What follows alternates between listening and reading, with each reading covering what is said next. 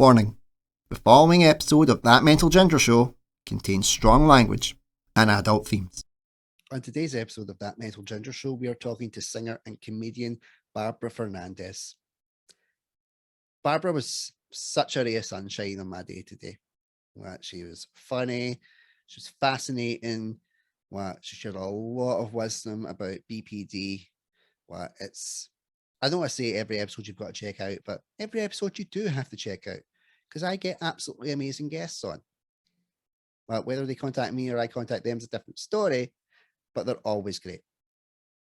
So let's cut to the intro and you can find out why I love talking to Barbara so much. All right, troops.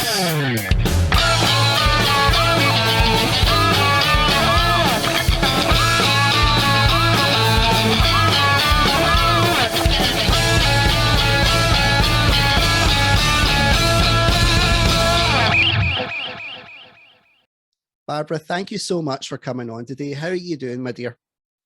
Yeah, I'm doing really well, thanks. Thanks for having me. I really appreciate it. And a nice ginger background as well. You've really came for the occasion. Yeah, we kind of match. I don't have the cartoony bits, but yeah, I didn't think about that. Yeah, well, the cartoony bits of design myself. I wouldn't want it used to be just my dining room and my radiator filled with all my kids' clothes and stuff. So it was I need to step up the game on this one. So Barbara, what I like to do is I like to get the guests to start off by telling my audience their origin story, because if there's one thing we've all got in common, we've all got an origins. So Barbara, for my faithful followers, please tell us your origin story. My origin story. Okay, so I grew up in Long Island, New York. You can probably tell by my accent. I'm from the other side of the pond, as they say. Let's see. I had a lot of animals as a child, loads of animals. My primary school actually took a field trip to my house to see all the animals, which was really fun. So how many animals did you have? Oh, I can't even count them. Loads. Like we had chickens, we had a rooster. I had loads of different reptiles like snakes, lizards, boa constrictors, giant iguana. I mean, not all at the same time, but Yeah. That's amazing. A pony. Yeah, it was really fun. So I grew up with lots of animals. We rescued wild animals as well. Oh, wow.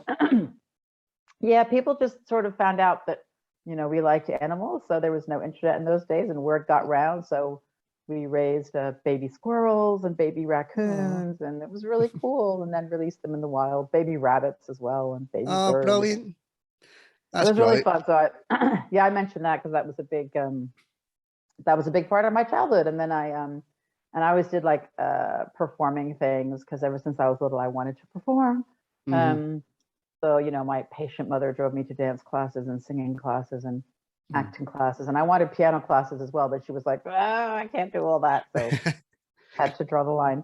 And then I did a theater degree in the US, an acting degree, very helpful. Wow. Well, it actually was helpful, but not in the ways I was expecting. Yeah. So where did you do your degree? I did 2 years of it at Northwestern in near Chicago. Yeah. Which is kind of, it's really fancy. There were how many people? There were 600 people in the 600 theater majors. Yeah. So it was very much like the real world. You had to kind of compete for spots and stuff. Yeah. So 2 years there, and then 2 years in Marquette, which is near in Milwaukee, Wisconsin. Wow. So that was the opposite. There were very few people there, but it was the opposite experience. It was really cool because I got to do loads and loads and loads of stuff. Yeah. So then I did that, and then I didn't want to just go start being a waitress and try to be an actress right away. And somebody said, I think it was my acting teacher. He didn't tell me for some reason. He told somebody else that he felt like I should be a professional singer. And they told me, and I was like, oh, well, I kind of didn't believe him. Yeah. Anyway, I put it to the side. A friend of mine was doing her third year abroad in Paris as part of her degree. And so she was like, oh, come with me to Paris for a year. It'll be really fun. So I went for a year and I stayed for 14 years. Wow. Yeah, I did so many different jobs. It's embarrassing how many different jobs, because I went as a really naive American, just kind of thinking, oh, I don't need papers. What are those? Working papers? I'll just, I've always gotten jobs all over the place, so I'll just, I'll just get jobs. And I had a lot of crazy jobs. I taught people English through hypnosis. That was how I met my first husband, my French husband.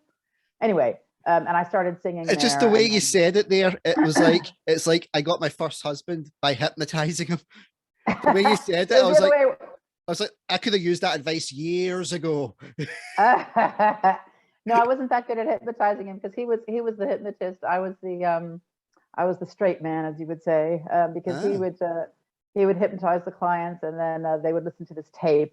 It was really bad. It was an awful way to learn the language. So don't try it at home. I'm just intrigued about the hypnotism. I mean, well, I've always said that I think someone should hypnotize me to reset everything that's went wrong in this brain of mine. Well, and I went to like it was like a kind of very basic hypnosis kind of thing. It was more like relaxation therapy than actual like hypnosis. But what's it like working with a hypnosis? Like was there specific tricks he's got to learn? I don't mean tricks as in like he's a magician or whatever, but is there like techniques? That should be the correct word. So techniques. Well, I mean, that's all right. I mean, I never actually saw him do the beginning bit where he actually hypnotized people because I saw them after they woke up, because he would hypnotize them with the usual like relaxation stuff, listen to my voice, or follow the pendulum kind of thing. And then they would be but they would definitely be hypnotized. Like it wasn't the light Alexandrian version of hypnosis where you're fully conscious the whole way through. It wasn't that. It was like hypnosis. Yeah. And I know that because once he he was like, well, we used to have private clients because he would hypnotize them. They would listen to a tape for half an hour, which was so stupid. They would listen to things like, je lave la vaisselle, I'm washing the dishes. Je promène le chien, I'm walking the dog. And you think I tried to teach people English, and it was super expensive as well. It was really, you have these people come in their fur coats and they're listening to these phrases while they're, sleeping, really, because the tagline for the marketing was learn English while you sleep. Yeah. So you can imagine the motivated students we had. Yeah. So then, like, my job as the native English speaker was to then, like, after he woke them up out of hypnosis, my job was to read the French phrase and pray to God that they would say the English one, which of course never happened. Most of the time they were just like, oh, they were still half asleep and everything. And they would just be like, oh, I don't remember. They'd be like, désolé, sorry. And I'm like, believe me, this is not your fault. But anyway, like he Mark, the hypnotist, we used to have private clients and they would pay even more. So we would go to their office and hypnotize them at 7 a.m. before they went to work. Wow. Yeah. And then one guy, one time that Mark was like, oh, watch this. Come here. Because he called me over while the guy was, hypnotized, but he wasn't listening to the stuff yet. Yeah. And he pretended to give him a cup of coffee, right? So he's like, I'm going to give you a cup of coffee, so, get ready to take it. And he takes it, right? His eyes are shut. He's just sitting there in a chair and he's like this. And then Mark was like, I want you to take a sip. And the guy goes like this and he goes, blow on it. It's hot. And, I felt so bad for the guy. It's like, oh, wow. He really thought he was drinking a cup of coffee. But the ironic thing was that later, so my French first ex-husband, the hypnotist, I lost him to the Scientologists. Wow. He got brainwashed. That's the lead that was buried right there. And the ultimate ironic twist, a hypnotist gets brainwashed by a Scientologist. That's the start of, no wonder you're a comedian. That's the perfect setup. Oh, I talk about that in my set because I say, like most people, they lose their husband to a woman. Some people lose their husband. Yeah. I lost mine to both. A whole group of Scientologists. Like, and then people are like, what? You're like, I lost mine to John Travolta. Yeah. And, Tom Cruise and his friends, right? Yeah. Well, Isaac Hayes. God rest his soul. Yeah. Well, and the other thing I do say is I say, clearly, like my hypnosis skills were really crap because otherwise, he would have left me all his money, What you really should do, like what you've talked about the hypnosis, do that for guys and girls over in the UK and just play the French. Don't play like any of the English translations. Just phrase it as nice, calming, relaxing words. Well, and I bet you they would totally buy it. They would just be like, "Oh, oh, I wonder what they're saying. It's such Yeah. lovely French, and what when we don't know, it's like I'm walking the dog, I'm washing the dishes. Yeah, Like, yeah. I could that's do it like, like ASMR, right? It'd be like, yeah. crinkle, crinkle. Je promène le chien. Oh Oh, man, that like, would be really oh, funny. you should try doing that in your set. Like I'm going to I'm take it. gonna do that in my set. I'm like, the back of my mind is going, Yeah, because it's always, there's it's always one thing. comedy mode switch. Yeah, it's one thing I always say. I say I'm a bad comedian, but I'm good at helping other people make comedy just by talking to them and going, you should try that, and they go, okay. Yeah, But so in a yeah. way, am I a ginger hypnotist? Because I'm going, you should try that, and they go, all right, okay, yes, I should try Yeah, that. could be, yeah. So what got you into the stand-up comedy side of it? So yeah, I'd always watched. I mean, when I was in theater school, I loved doing improv comedy, like theater stuff, Yeah, just being really weird on stage and making people laugh. yeah. And then I used to watch Saturday Night Live with like the old crew, like Gilda Radner and what's his face, all the old crew. Anyway, John Belushi, all those people. But then like I thought, and I would watch other stand-up comedians, and I would think, oh, but I can't remember a joke, because like people, those people that tell jokes at parties, and like I would listen to their jokes, and I would find them really funny, and I would remember none of them, and I thought, oh well, I can't do it because I can't remember the jokes. My brain was just like, because black or white thinking is kind of how my brain works, so my brain just repressed it and went, nope, you can't do that. Yeah. Even though I loved making people laugh, like in college, I can remember at uni, I would give myself these goals. Like if I met somebody really grumpy or something, my goal was to make them laugh, and if I made them laugh, I was like, yes, Yeah. But I didn't get into comedy until 7 months ago. So 8 months ago, I came to it really, really late. Like, yeah, I mean, I sang when I was in Paris. I sang professionally. I did a bunch of jobs and stuff, and I loved singing. That was really, really fun. But I didn't love the music industry because it's quite competitive and stuff. And Yeah, it's really cutthroat, isn't it? It's super cutthroat, and also like this was when Vanessa Paradis was first becoming famous, and in France at the time, the fashion was to have like a nubile 12-year-old body, and there's no way this body is being a nubile 12-year-old. That's just not happening. So Dolly Parton, yes. Nubile 12-year-old, no, right? And they wanted me to lose 2 stone, and then anyway. What? So it was a lot of weight. Yeah. Oh, My chest man. started to disappear, and I was like, okay, this is becoming anorexia. I think I need to stop now. Yeah. So this with a record producer, and I joke about her as well, like Yeah. in my set and stuff. It's makes for good comedy. It really does. It does, yeah, because my thing I always say, she wanted me to lose 2 stone, and I was like, from where? Like 1, 2, I'm like, but anyway, yeah, the only place I could think of. It doesn't work like that though, funnily enough, right? But anyway, long story short, so singing, and then I had 2 kids, and then moved to London right before my kids were born. I don't recommend that, by the way. Anyone thinking of having children, please don't change countries in your 8th month of pregnancy. That's not a really good idea. But now I know, like in France, the system's really different. You just like, go to any doctor and you can see specialists and all that, and it's all, you pay for it, but you don't pay very much. And when I remember when I was moving here, people were like, oh my God, you have to get a GP, you have to get a GP. And they were so, panicked about it.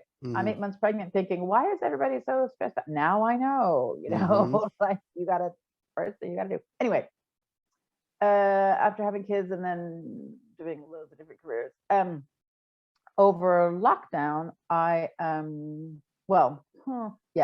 started volunteering for a mental health charity. I did live streams every week, helping to teach people emotion regulation skills, because during lockdown, so this was like 2 years ago, I was diagnosed with borderline personality disorder, BPD for short. Oh my God, which explained a lot. So I was struggling with that, and then my therapist introduced me to the ex-therapist now, introduced me to this mental health charity. So I'm volunteering there, doing this stuff, and I had 2 people on 2 consecutive days say, "Oh, you should do stand-up comedy," and I was like, "Really?" Because I was just telling them stories about my life, with the French hypnotist husband and other stuff, and they were like, "You should do stand-up comedy," and then somebody the next day, "You should do stand-up comedy," and then I thought, you know what? that would be like really scary. I should just do it for, I did not in a billion years think that I would actually like, do it for real. I Yeah. just looked at it as a personal development thing. And I thought, oh, this would be like one of the scariest things I can possibly think of, because when you sing on stage, like I love being on stage, I love talking to people, as you can tell. But with a song or with a piece of theater, like, you've got a script. It's not just you and the audience. And there's also the fourth wall, whereas in comedy, there's not, right? You got to connect to people and talk to people, which to me just, scares the shit out of me. So anyway, so I looked at it as a personal development thing. And I remembered that a friend of mine, 2 years previous, she had done a course. All I knew was that it was in London Bridge and it was a really good course. And I dimly remembered half the guy's name, Logan something, I thought. Anyway, it was Logan Murray's course. So I found him. And then, so this was in May, when lockdown was kind of, easing up a bit. May of last year, I did his course. And then anyway, and then we had the showcase at the end of the course to invite friends and family and stuff. And I didn't tell anybody about the showcase because I was like, if it bombs, I don't want anybody I know there. But my kids found out. They're 21 and 23. And I'm like, well, I can't tell them not to come. Yeah. It's like really rude, No, you can't come. So they came, and I wanted to leave. I didn't want to do it. And I don't normally get scared like that. Like I always get a bit excited before I go on stage and stuff, but I don't get petrified the way I was then. I was absolute. I don't think I've ever been so scared. Anyway, I wanted to leave, but I thought, well, I can't leave because my kids are here, and I didn't want to let down the comedians on the, on the course and stuff.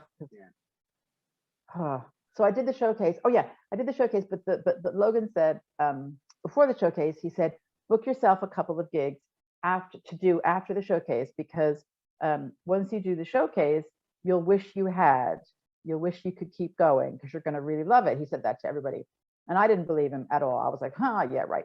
But I thought, I'll be a good student. I'll do what the teacher says. So I booked like 3 or 4 gigs afterwards, and I thought, I can always cancel them. Anyway, long story short, here I am, 130 gigs later. Wow. In 7 months. Yeah. Well, clearly you're very, very good at it. Well, and if I hadn't known you were a comedian beforehand, it would have been like, I would have been like, book some comedy, because if I hadn't known beforehand you were a comedian, I would be like, yep, you're funny, do it. Well, it's absolutely. Bless you.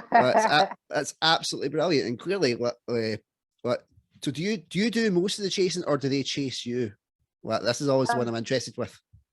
Oh, well, I mean, I'm at the start of my journey, right? Relatively speaking. So at the moment, it's a combination of both. I mean, at the moment, I don't really have to do much chasing because how can I put it? I mean, what I do is quite different, because I think I'm quite lucky, actually, because like with comedy, what I love about doing comedy, and it just bowled me over how much I love doing it. And then I realized, oh my God, this is the first time, I mean, I'm not a, spring chicken. And yet this is the first time in my life where I feel like I'm in the right place, doing the right thing. So, never too late, everyone. Yeah. But I think the spring chicken analogy is redundant these days, though, because you see it now, nowadays, like a lot of people say, oh, you're young and you have opportunities. You actually have less opportunities than when you get older, because older means experience, life experience, performing experience. So you're more likely to get that. So the spring chicken thing, I've always thought, is a massive cop out. Yeah. Because if they're too young, they go, you don't have experience. And you're like, well, how can I get the experience if you don't hire me? But then when you're older, they assume you've got experience, even if you have none. Yeah, that's very true. I hadn't thought of it that way yet. But yeah, I mean, I do tell people, never too late, right? But that's, I mean, that's one of the great things about, about comedy, right? Is it doesn't matter what you look like. It doesn't matter, what your body shape is. It doesn't matter what, it's just, you can just do it. So, and what I hadn't realized is that, what I love about comedy is that I can use everything. I can use my theater stuff. I can use my singing. So I do use my singing in comedy, which to me is like perfect, because it's really freeing. Like, I'm just like, oh my God, I could be a singing frog on stage if I want, And so I do all kinds of weird stuff. I recently did I mean, my usual set, in my usual set, I do like observational comedy. I talk about my life really because there's so many stories, and then I burst into song at random moments. Random. Random to the audience. So, random to the audience. Yeah, and then and I'm also writing songs about comedy songs about mental health because I used to do spoof songs as well. I used to have a raw food business. Oh, and I nice. used to write. Yeah, and I used to write spoof songs. And when I was a singer, like I sang like rock and pop and blues and stuff like that. So like, for example, I would take, the Katy Perry song, what was it? I Kissed a Girl. Mm-hmm. And my version was I Tried It Raw, right? So I would, and I recorded it in the studio and everything. And I would, perform.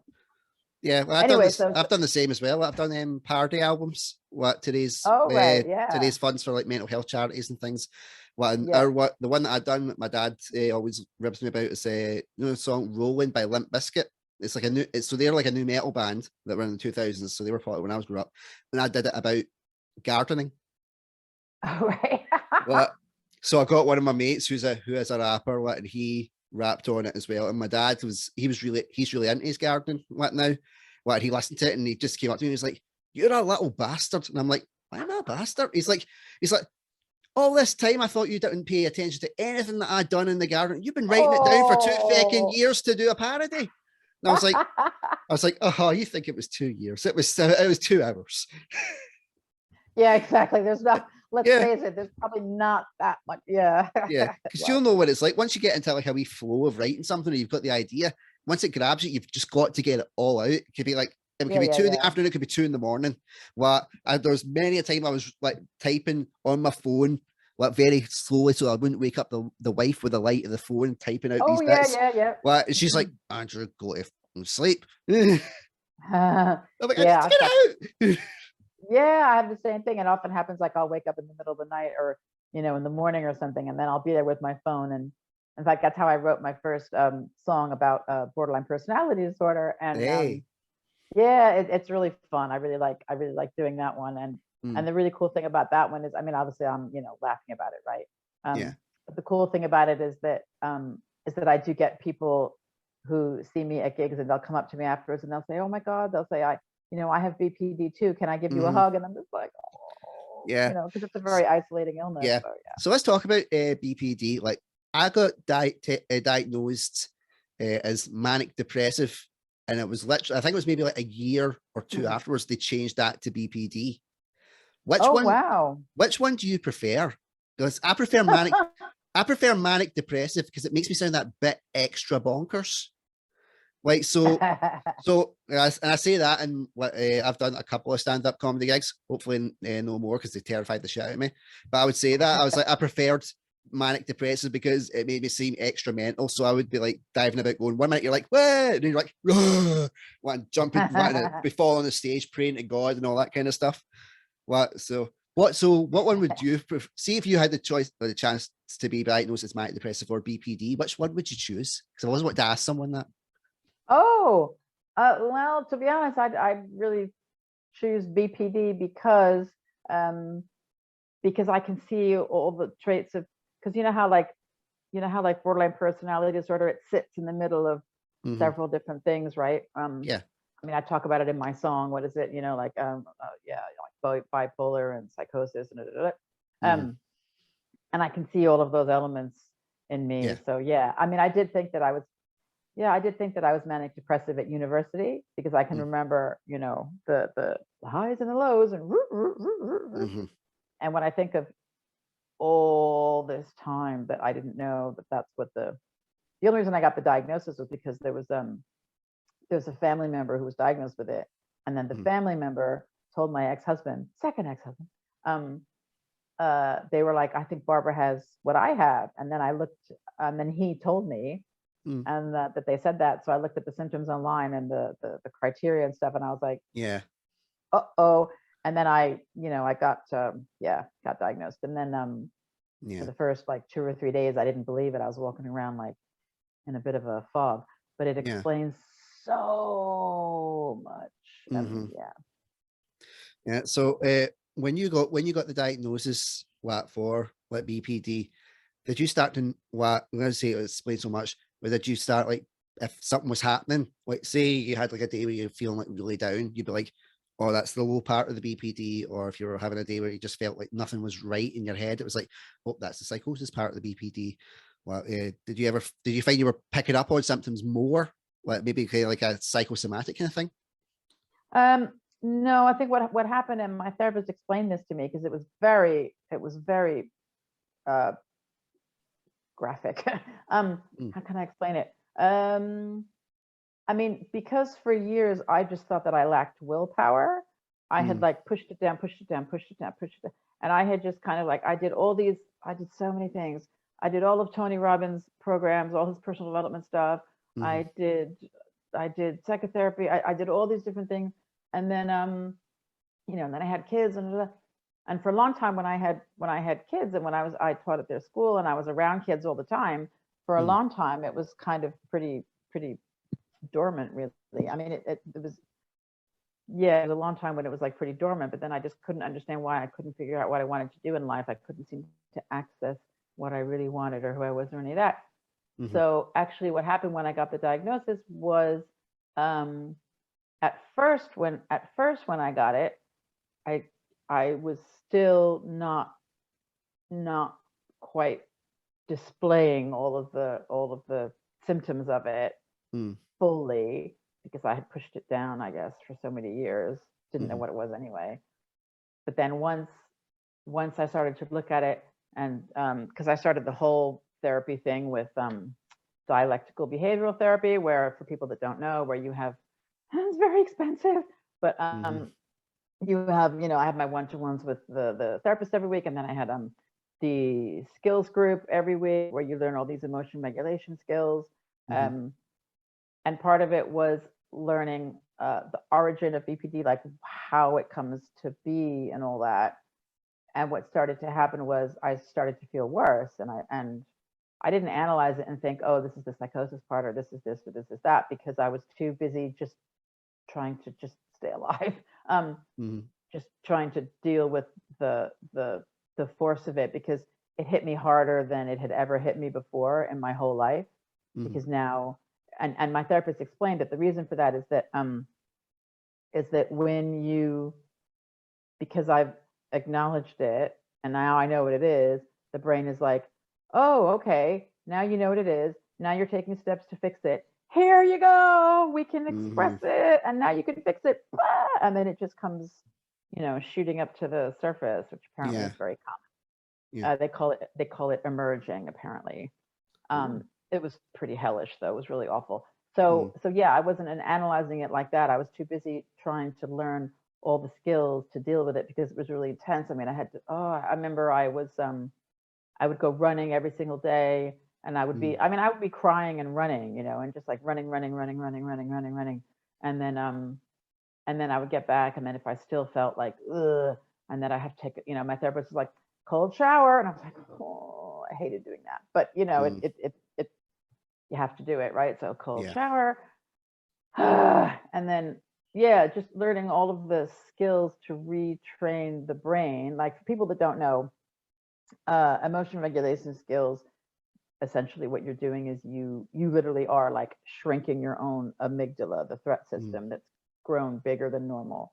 And then you're engaging your prefrontal cortex, the bit that reasons and stuff like that. And so the way to do that is through conscious practice of all these skills. So for example, I'll just give an example, because for people who don't know, it might be like really confusing what I'm talking about. No, that's fine. One example would be check the facts, right? So for example, an MC, my favorite promoter at my favorite comedy club, the other night, after a performance, I was like losing my voice a bit, and I went to say goodbye to him, and he was just like, Barbara, go home. And when I left, I didn't say anything. I left, and I immediately, like, what a BPD brain will do is it just starts to spiral, right? It starts to think, oh my God, he didn't smile at me. He just told me to go home. Oh my God, he's mad at me. Oh my God, he doesn't like me. Oh my God, nobody likes me. Oh my God, I shouldn't live anymore. Oh my God, I should just die. There's that, right? And the spiral is so fast.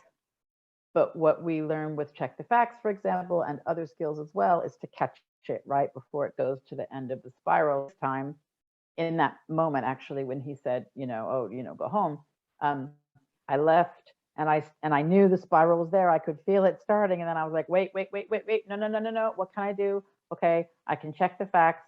Do I have all the facts? Do I know what he was thinking when he said that to me? No, I don't. How can I find out? Let me send him a message and ask him. Mhm. So I did. I sent him a message and I said, do you? I said, I just want to check something with you, if that's okay. Do you, are you, have I done something to offend you, or are you cross with me? Or I said something like that, right? And then he messaged me back and said, no, I was actually really worried about you. I wanted you to go home and rest because I was really worried about you because of your voice. And then that was really useful, right? But if I hadn't checked those facts, my brain would have gone on inventing this whole story, and I would have been on this spiral, and I would have been really depressed, and I would just want to die, and then be looking up methods for, topping oneself on the internet and stuff. Yeah. So all these, but when we're feeling so emotional, the emotional reaction is so fast, right? That it takes a lot of practice to train the brain to stop and then use the skill and remember to use the skill. Because a lot of times we're so upset, we don't think about using it when we're upset, right? Yeah. You know what I mean, right? Like for people listening, those of you that don't have BPD, imagine I don't know, imagine someone cuts you off in traffic really badly and you get a burst, a sudden surge of anger. Like imagine in that moment having to remember a bunch of cerebral skills you have to use to control yourself so that you don't go and just flatten them, right? It takes a lot of time, and most people it takes about a year and a half to 2 years to do the whole program, Yeah. But, so yeah, I wasn't analyzing it like that. I was literally just trying to survive it, because it felt like I was on this sadistic roller coaster and I just couldn't get off. And the thing about a roller coaster is, you can relate to this, I'm sure, is that, when you're about to go down, you're about to go down, and there's nothing you can do. You want to get off and you can't. Yep.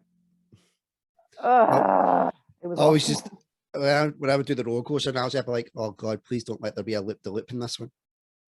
Because the Yeah. loop de loop for me was always like, right, that's you're gone, you're out, what? Especially if I was like, oh, there's a loop de loop, there's another loop de loop. It's like, fuck, and then you're just caught in that. Yeah. What? Yeah, it's the Don't. hardest thing I've ever done, really. Ever. The whole, therapy thing. I've never done something that hard and I've done a lot of stuff, a lot of therapy and stuff. This was by far because it's literally wrestling with your brain, I know, and a lot of people don't realize how physically exhausting it is to wrestle your brain on a daily basis. Like when I'm, if I've had like a rubbish day at my day job, and I come home, and I've got the kids until my wife comes back from her shift, and all I want to do is like go to my bed, and she's like, it's only 8:30, it's only 9:15. I'm like, what? But I'm knackered. I'm not I'm physically done in, just from trying to keep myself ticking over, because you're going by every minute, then you're going by every second minute and every third minute, and to just to battle yourself, is the worst type of hell that anybody could go through. And people just think that it's like, oh, it's not that bad. I'm like, yeah, that's more like someone who has a good handle on their mental health. When you don't, it's a fucking nightmare.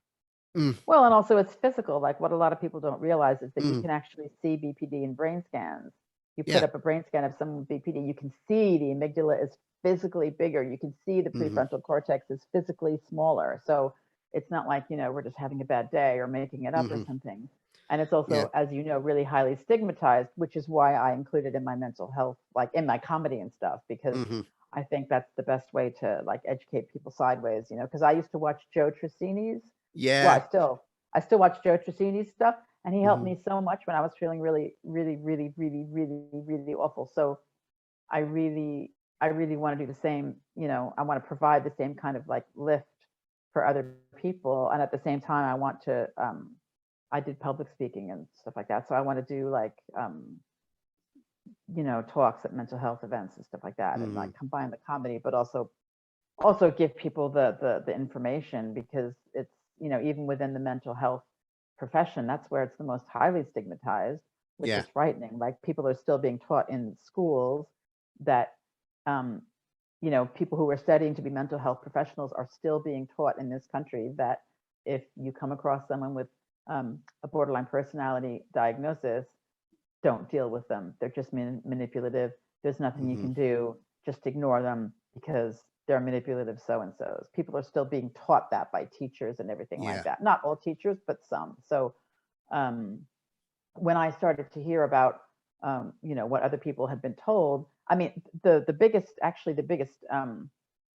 shocker with that is that this is why, I mean, BPD is quite hard to diagnose because everybody shows up differently with it and all that stuff. But my therapist was telling me that there are many psychiatrists who will not put a diagnosis on a young person, let's say, you know, 19, 20. It tends to manifest in most people around that age, like early 20s. But they won't give them a BPD diagnosis because of the stigma. So they'll give them the wrong diagnosis. They'll give them bipolar instead, for example, because then they won't have to have the stigma in their medical records. That's how bad it is. You know, that some professionals are like, I don't want this person to be saddled with this stigma. So I'm going to give them the wrong diagnosis. And the irony is that the treatment for bipolar doesn't work for people with BPD. So you can't get better unless you have the right diagnosis and unless you have the right therapy. And of course, with BPD, it's not, you know, 6 weeks of CBT. It's a year of. It was very expensive, but I was lucky that I just was able to, you know, spend all my money on it. Yeah. Well, and if we didn't have that, what Lord knows what would have happened. Well, yeah, I mean, fortunately, there are charity. In fact, the charity that I will mention, do want to give a shout out to them, is the Body and Soul charity in London, in Islington. You know, they do incredible things. That was the charity that I did the live streams with, and they have a program called Mindset, which started up over lockdown, and the idea was to provide free training for emotion regulation difficulties, not just for people with BPD, but for anybody who's struggling, hence a lot of the people over lockdown, right? All those uni students locked up in little tiny rooms with people they hadn't even chosen to live with, right? Yeah. So they provide, you know, free training even now over Instagram for people. So if there are people that are struggling, if you go to Share the Mindset on Instagram, then, you know, there's help there, right? And that charity, Body and Soul, in London. So there is help. Yeah, there is help available, but you know, it's not easy to find. And I think that's the worst part. Like, it's why I like to do the stuff that I'm doing with this. It's like to try and give a little bit more awareness for the people that need it. What a place where you can go, oh, if I've got BPD, or if I'm manic depressive, or even if I just get high levels of anxiety, somewhere you can go and hopefully like quieten your brain down for like half an hour to an hour. What we can have a bit of a laugh, we can talk about some things. Like essentially, it's just like an open mic for me. Well, that's why, that's the other thing I was going to say is that you know, for me, towards the end of the therapeutic process and everything, I still didn't have what I felt was a valid reason to stick around. So even though I was controlling the whole BPD thing, I thought, well, yeah, but I still don't know why I'm here. I've got no clue. And then because my kids are grown, and I was like, well, and it was only when I started doing comedy. Comedy really did save my life, because comedy gave me a reason for sticking around, because then I was like, oh, okay, this is why I'm still here. This is what I'm supposed to be doing. And also, you know, I can remember, it's fun because, like, in fact, tomorrow I'm doing my first MC spot at my favorite club. He's training me to be an MC. Yeah, which is really cool. Like, But that club, G&B Comedy, Kyle Wallace, who's the promoter of that, that club, that one really saved me more than any other, because I can remember when I started in, August, September. You know, I can remember going there, being on the way to the gig, and just not wanting to be here. And it just changed everything for me. The more I went, the more gigs I did, and not just the gigs where I performed, but the gigs that I attended. So Yeah, that's one thing that I would say to, and I know you were, saying you were going to ask me this, like, what's the tip I would give people, right? Anybody Yep. struggling with mental health. The first thing I would say would be get yourself just comedy nights.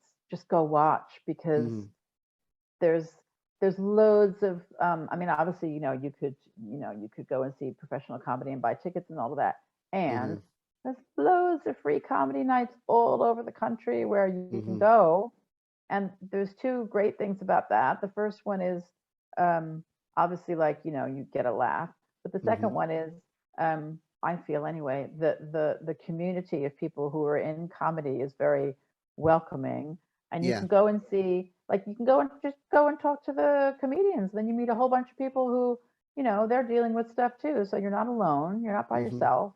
You've got people who are not afraid to be vulnerable about, their lives and stuff. They're not afraid to Mhm. share, and they're fun to be around. So it's kind of a, well, they're fun to be around. I say that, but, like, not like, we all have to be performing all the time, because that's Yeah. not fun either. But what I mean to say is, like, is I feel like, yeah, for me anyway, I feel like I finally found my community, which is something that I wanted for a very long time. Yeah. That there's people who aren't necessarily, like, some people are fortunate to be close to their families. It's not really my case. I mean, I'm close to my kids, but Mhm. like my, family back in the States, not really. So, Mhm. um, yeah, comedy's my community, and it's a really cool one. And Yeah. yeah, Yeah. it can be a community for anybody. It's always good that you're able to find your tribe, so to speak. What? Yeah, people talk about that, but it took me a long time, but got there in Mhm. the end. Yeah. Yeah. Yeah. Good things come to those who wait. That's what I say. Well, and those who try as well, who Mhm. try different things. Yeah. Yeah. No, but I'm really proud of you, Barbara. What you've done. Oh, bless you. What Thank you've you. had a lot. Quite frankly, you've had a lot of shit flung at you over the course of time.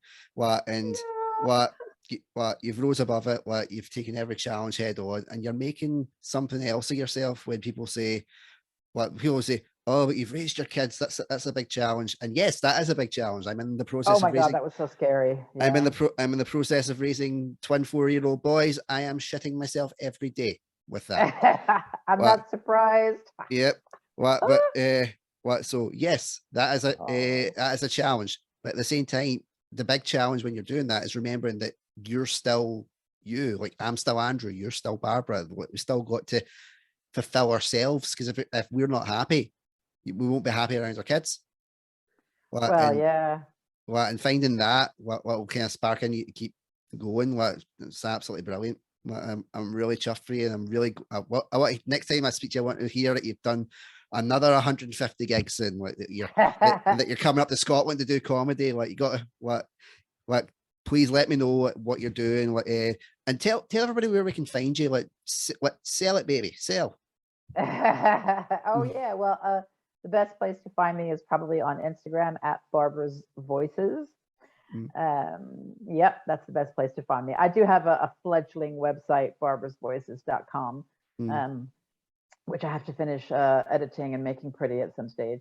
But Yeah. yeah, the best place is Instagram at Barbara's Voices, or Twitter as well at Barbara's Voices. Yeah. Yeah. And for Um, anybody that's listening, the links will be in the description below when this video goes out. And please, follow, check out. She's bloody hilarious. And that's Oh, just thank you. Oh, YouTube as well. I'm also on YouTube, actually, at Barbara's yeah. Voices. I do post my sets there. In fact, the BPD song, I'll give you the link to that if people Oh, want to see definitely, that, because I definitely. definitely want to share that. And I mean, I will be in Edinburgh this year. I'm not bringing up a show this year, but I will be Mm. there at the festival for the whole month to, be looking for some spots and everything. So if Oh, good. if you know anyone that wants someone, just a bit mental at their Don't at their worry. night, let me know. There's plenty of comedians that I know I will forward your name on. Definitely. But so since you covered the question, we can just jump straight to the Ask Andrew Anything segment. This is where we, after grilling my guests for approximately 46 minutes, this is where we get to turn the tables around, and my lovely guest gets to ask me a question. It could go very well. It could go very badly. But that's all part of the fun. So, Barbara, do you have a question for this mental ginger? I do. My question. I mean, you might have answered this you probably have on a previous episode, but I just really want to know, like, what inspired you to start this, to start, Mm. you know, these, Yep. to start the program, really. Yeah. Yeah, well, the first answer, yes, I have answered it on quite a few occasions, but that's a good thing because I like to keep answering it to not only remind anybody that tunes in, but to remind myself why I keep doing it. But I've got mental health issues. Probably so many that when I die, they'll name a psych ward after me. But and I remember when lockdown had kicked in, everybody and their granny was jumping on the bandwagon of making podcasts. So I was like, I'll just jump on it. Why not? And it was rubbish. No one wants to listen to like a fat middle class white guy like just ranting about life. That's not fun. That's not popular. But then my great auntie Gina, she died of COVID. She caught a stroke. She caught COVID in the hospital, and sadly she never came out. But she had a great life. I mean, she was 91 when she went, and she was one of those ones that even though she's 91, you think that she's going to outlive you because she's just like this grand matriarch of the whole family. And that was kind of the start of my kind of downfall mental health wise. And I was struggling. My boys were 2 at the time, and I was really struggling looking after them and feeling like a bad father, feeling like I wasn't good enough. And we were out one day, and I smacked Kieran, and that's not like me. I don't condone violence. I don't condone smacking. So I done that, and it was like, right. Alison's like, right, we need to get home. We need to get home now because she knew something was wrong because I never do that. And I just went straight out the car when we got home, out the car, straight to my room, and I just wailed like tears for like 2-3 hours. But mom and dad had to come down. It was essentially like an intervention. It was a nightmare.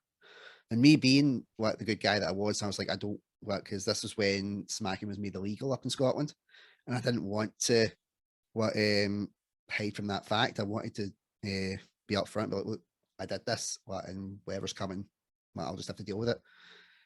The thing that was coming was that I had to be removed from my kids for 6 weeks, and because I was told I was a danger to them. When being told you're a danger, being told you're a danger to yourself. I mean, because I tried to kill myself from about 5 times since I was 14. That's like an average Tuesday, hearing that you're a danger to yourself. When you find out that you're a danger to your kids, that broke me completely, and it was like. And it was a little bit of psychosis that was kind of going on as well. Like I was seeing and hearing things that weren't there. I'd had previous with that in the past. When I remember seeing it was like 2 roads in front of me. There was a short road, which was basically, just end it all. Get pills or get a knife, you're done. And then there was a longer road, and it had the 2 boys and my wife Alison at the end of it. I'm not gonna lie, I really considered that short road. You really consider it because you think it's the best thing that you can do.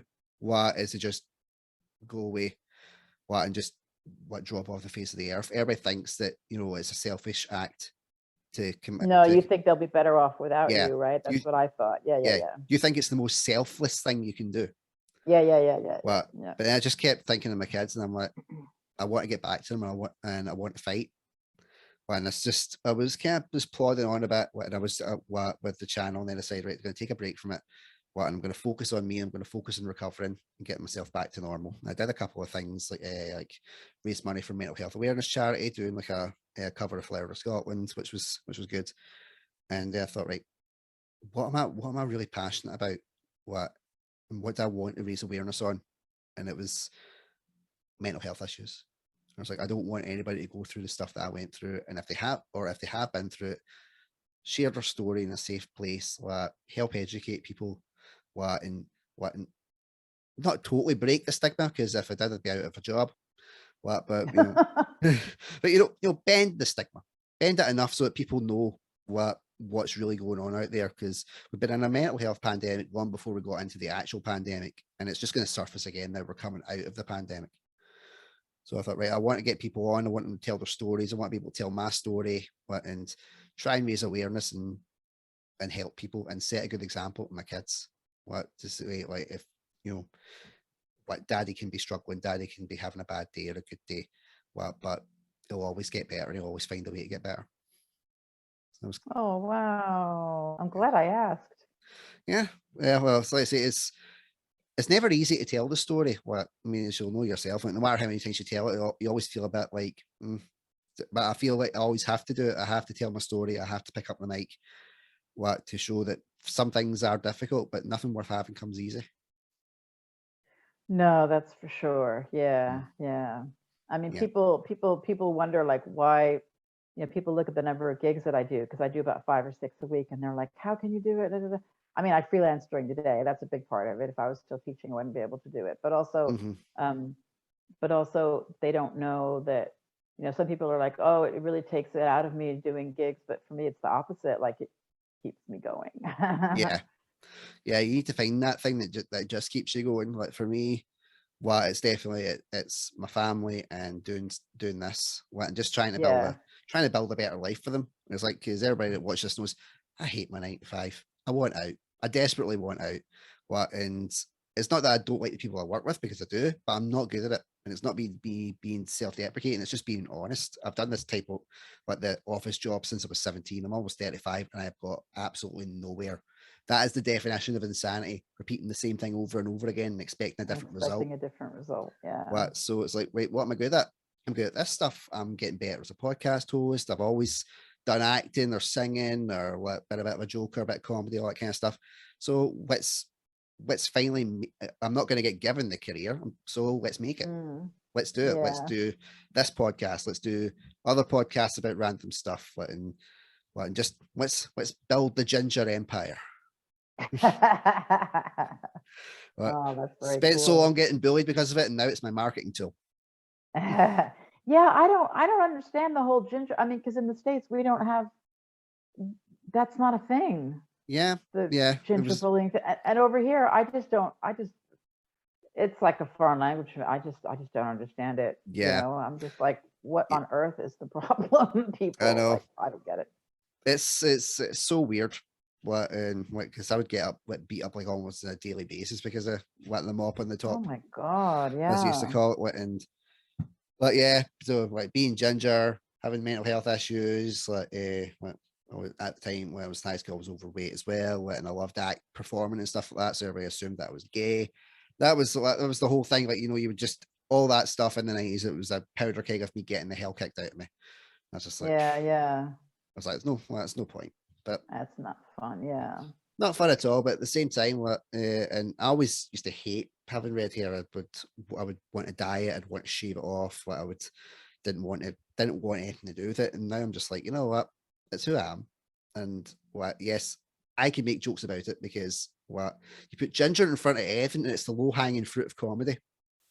Yeah. Like you say, that's like the ginger, blah blah blah. Everybody laughs. But if you take the ginger out of it, it was like, I don't get it. Yeah. But you just go, he said ginger. Yeah. But I think it's a psychological thing as well, because apparently like the color, bright orange is known to provoke hostility. Really? From basic psychology, because blue has like a calming effect on people, like green is associated with envy, red's associated with just the general anger. Bright orange is known to provoke hostility. And I was like, so that's why I got the crap kicked out of me on several occasions, just because of the orange. That's really weird. It makes a lot of sense though. Yeah, it also makes people hungry though, apparently, which is why a lot of fast food places use orange. Well, maybe that could be my next one. A ginger fast food place. But then again, I'd eat all my own profits, so never know. Barbara, it's been an absolute pleasure speaking with you. Thank you so much for coming on. Like you've really brightened my day. And just getting to hear about all your stuff. So everybody, all the links for Barbara will be in the description below. Check her out. Follow her on the Instagrams and Twitters. Check out the fledgling website. Check out her comedy, and other songs, because I definitely will. Thank you so much. Until next time, my faithful followers, I've been Andrew Durnan. This has been the lovely, talented, and just downright amazing Barbara Fernandez. So until next time, take care. Stay safe. Bye-bye.